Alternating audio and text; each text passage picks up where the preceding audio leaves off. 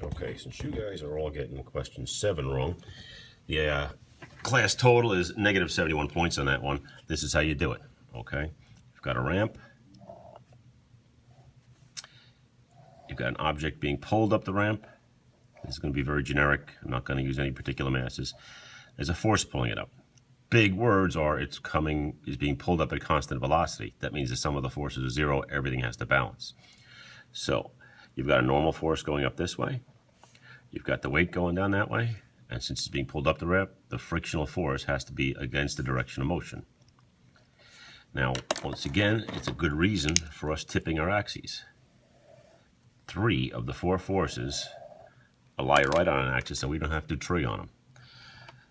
You're going to have this side, and you can use arctan to figure out what this angle is. If you know what this angle is, theta, now you know what this angle is. It's the same, it's theta. And sum of the forces in the x equals 0, sum of the forces in the y equals 0. That means it's balanced. Up equals down, left equals right. So right now I could say that the force of friction has to balance the frictional force, and not all of the weight mg, only the sine component of it that's going down the ramp, plus mg sine theta. True statement. In the y, I've got my normal force going up, balancing the cos component of my weight. Mg cos theta. Going back over here, I'm going to expand this even further.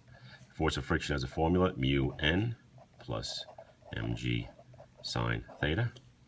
Now, because friction is a force in the x that gets produced by a force in the other dimension, y, I can use that to connect my mathematics and plug this in here. The force of friction, this is the force pulling up the ramp, sorry.